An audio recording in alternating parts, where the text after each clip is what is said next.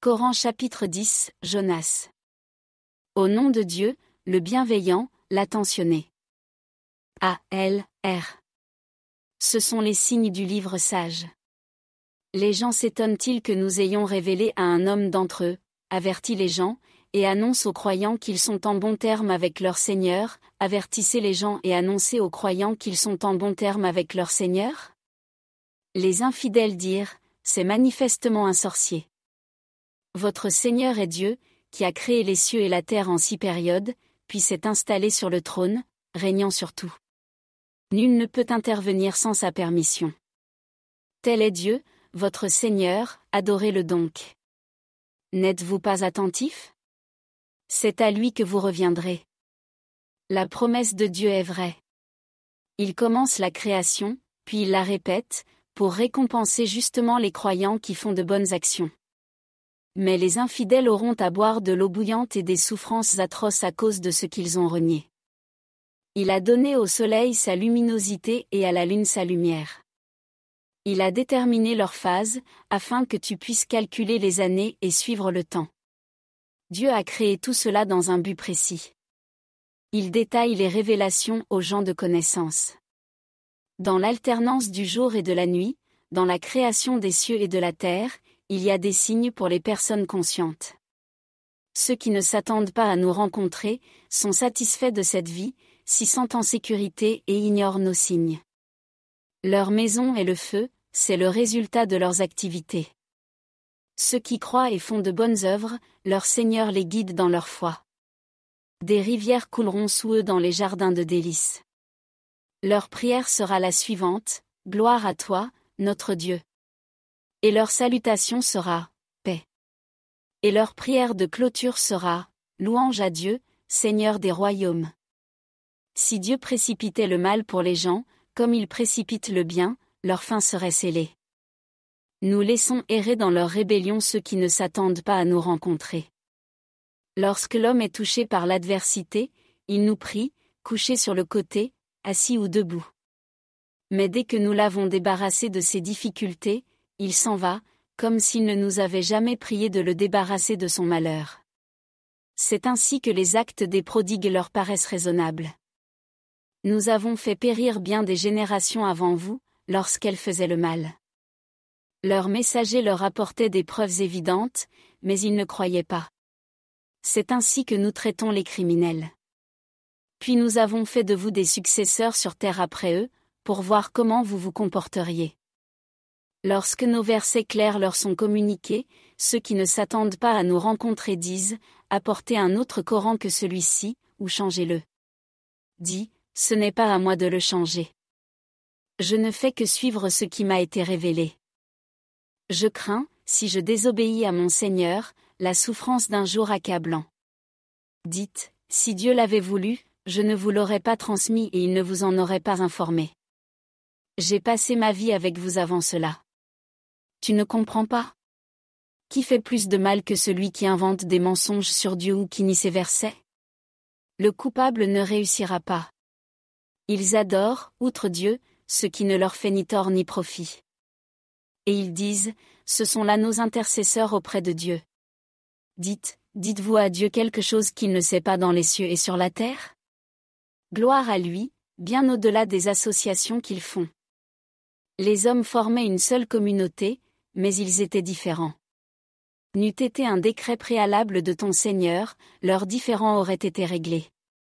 Ils disent, si seulement un miracle lui venait de son Seigneur. Dis, l'invisible appartient à Dieu.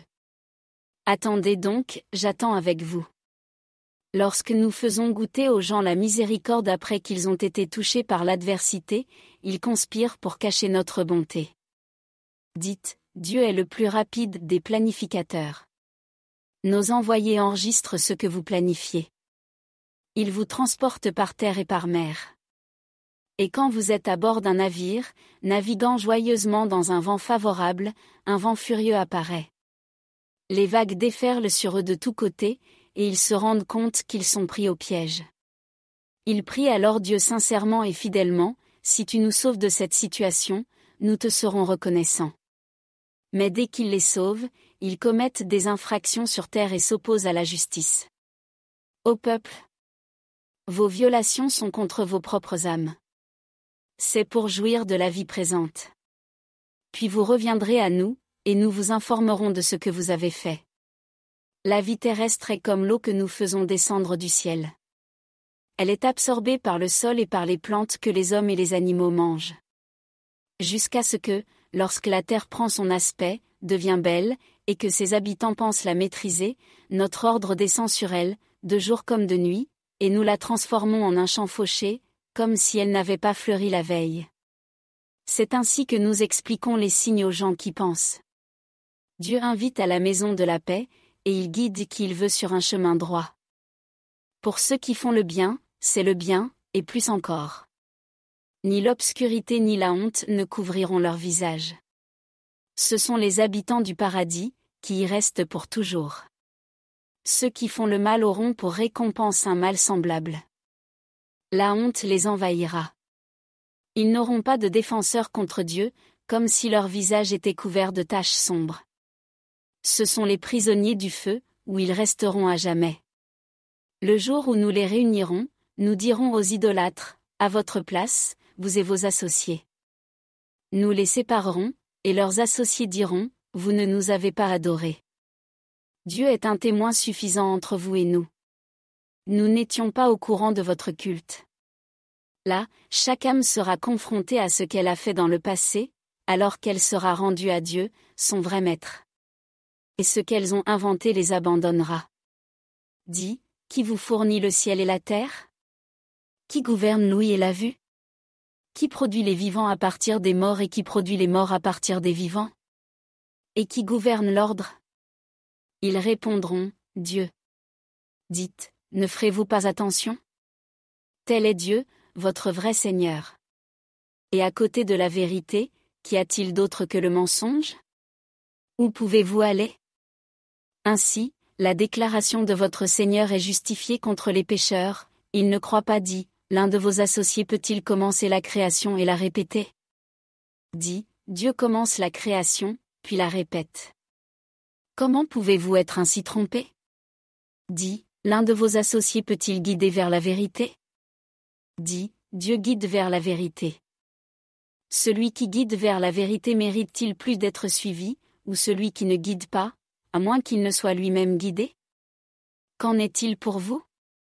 Comment juges-tu? La plupart d'entre eux ne font que suivre des spéculations, mais la spéculation ne remplace pas la vérité. Dieu sait ce qu'ils font. Ce Coran n'a pu être rédigé que par Dieu. Il confirme les messages précédents et explique les Écritures. Il ne fait aucun doute qu'il émane du Seigneur de l'univers. Ou bien disent-ils, il l'a inventé? Dites, produisez donc un tel chapitre, et invoquez quelqu'un d'autre que Dieu, si vous dites la vérité. Il nie ceux qui dépassent les limites de leur connaissance et dont l'explication ne leur est pas parvenue. C'est ainsi que ceux qui les ont précédés ont refusé de croire. Attendez donc de voir ce qu'il adviendra des injustes. Certains y croient, d'autres non. Votre Seigneur connaît les escrocs immoraux. Si l'on vous accuse de mentir, dites, j'ai mes œuvres, et vous avez les vôtres, vous êtes innocent de ce que je fais, et je suis innocent de ce que vous faites. Tu es innocent de ce que je fais, et je suis innocent de ce que tu fais. Certains vous écoutent. Mais pouvez-vous faire entendre les sourds, même s'ils ne pensent pas? Certains d'entre eux vous regardent. Mais peut-on guider les aveugles, même s'ils ne voient pas? Dieu ne fait aucun tort aux gens, mais les gens se font du tort à eux-mêmes. Le jour où il les réunit, comme s'il n'était resté qu'une heure de la journée, ils se reconnaissent les uns les autres. Perdus sont ceux qui ont refusé la rencontre avec Dieu et n'ont pas été guidés. Que nous vous fassions voir quelque chose de ce que nous leur avons promis, ou que nous vous fassions revenir, c'est à nous qu'ils reviendront. Dieu est témoin de tout ce qu'ils font. Chaque communauté avait un messager. Lorsque leur messager arrivait, le jugement était rendu entre eux avec justice, et ils n'étaient pas maltraités. Et ils disent, quand cette promesse s'accomplira-t-elle, si vous êtes sincères? Dites, je n'ai pas le pouvoir de me faire du mal ou de me faire du bien, sauf si Dieu le veut. Chaque nation a un temps déterminé. Quand leur heure arrive, ils ne peuvent ni la retarder d'une heure, ni l'avancer. Dites, avez-vous réfléchi à cela? Si son châtiment vous surprend, de nuit ou de jour, vers quelle partie se précipiterait le coupable? Alors, quand cela arrivera, le croirez-vous? Maintenant? Alors qu'avant vous vouliez vous précipiter? On dira aux malfaiteurs, goûtez au supplice éternel. N'êtes-vous pas remboursé, sauf pour ce que vous avez fait? Et il vous demande, est-ce bien vrai? Dites, oui, par mon Seigneur, c'est vrai, et vous ne pouvez pas l'empêcher. Si chaque âme qui a péché possédait tout ce qu'il y a sur la terre, elle l'offrirait en rançon. Ils cacheront leurs regrets en voyant la souffrance, et elle sera jugée équitablement entre eux, et ils ne seront pas maltraités. Certes, tout ce qui est dans les cieux et sur la terre appartient à Dieu. La promesse de Dieu est certainement vraie. Mais la plupart d'entre eux ne le savent pas. Il donne la vie et il cause la mort. Et tu seras ramené à lui. Ô gens! Un conseil vous est venu de votre Seigneur, une guérison pour les cœurs, une orientation et une miséricorde pour les croyants. Dites, laissez-les célébrer la grâce et la miséricorde de Dieu. C'est mieux que ce qu'ils amassent. Dis, avez-vous réfléchi à la nourriture que Dieu vous envoie et dont vous déclarez les uns illicites et les autres licites? Dis, Dieu vous a-t-il donné la permission, ou bien inventez-vous des mensonges sur Dieu? Que penseront ceux qui inventent des mensonges sur Dieu le jour de la résurrection? Dieu est généreux avec les hommes, mais la plupart d'entre eux sont ingrats. Quelle que soit l'affaire que vous traitez, quelle que soit la partie du Coran que vous lisez, quoi que vous fassiez, nous veillons sur vous pendant que vous l'entreprenez. Sur la terre ou dans les cieux, pas un atome n'est caché à ton Seigneur, et il n'y a rien de plus petit ou de plus grand qui ne soit dans un document clair. Les amis de Dieu n'ont rien à craindre et ne seront pas tristes. Ceux qui croient et se protègent. Ils ont de bonnes nouvelles dans cette vie et dans l'au-delà.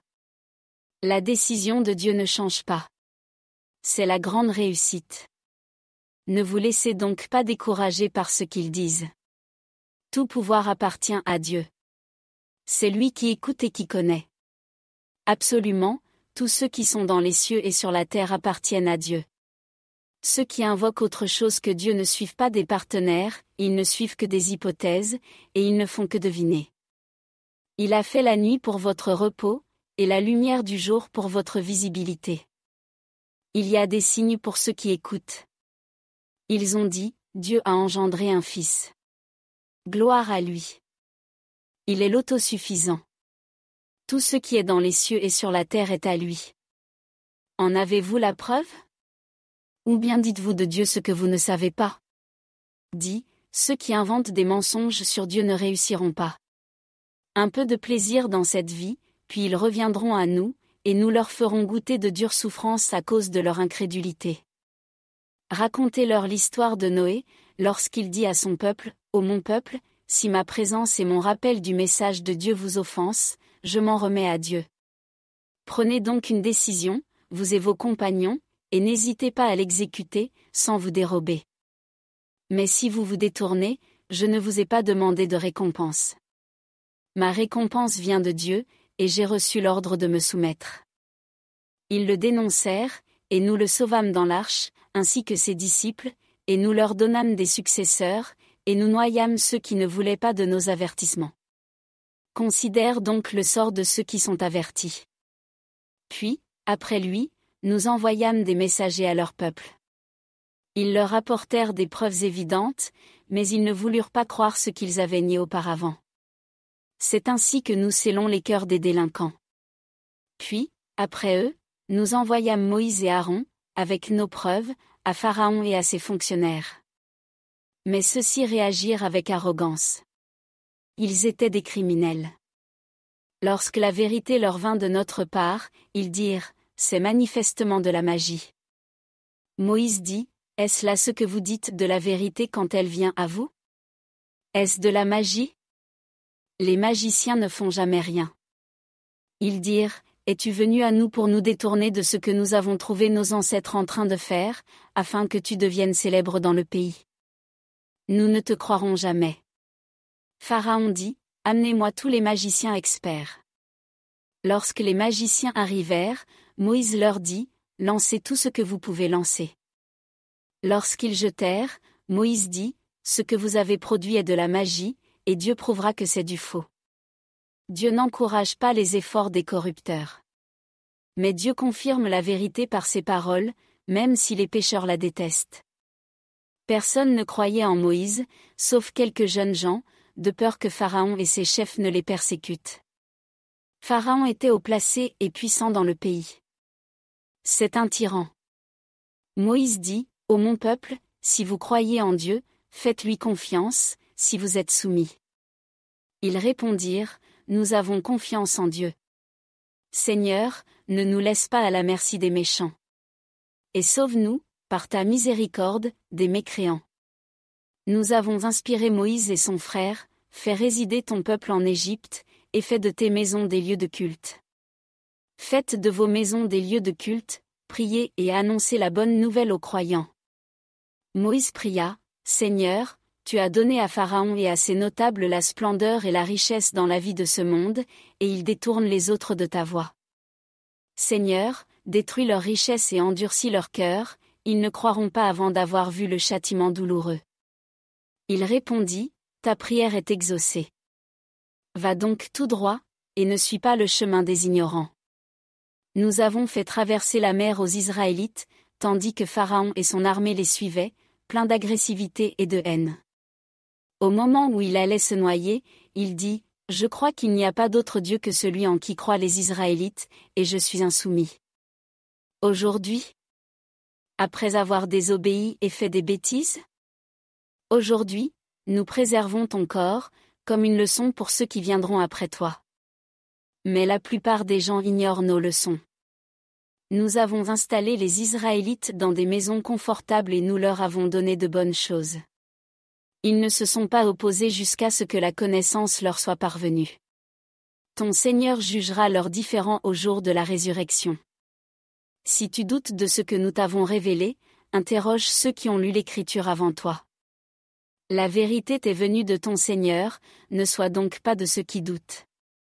Et ne soyez pas de ceux qui nient les messages de Dieu, sinon vous ferez partie des perdants.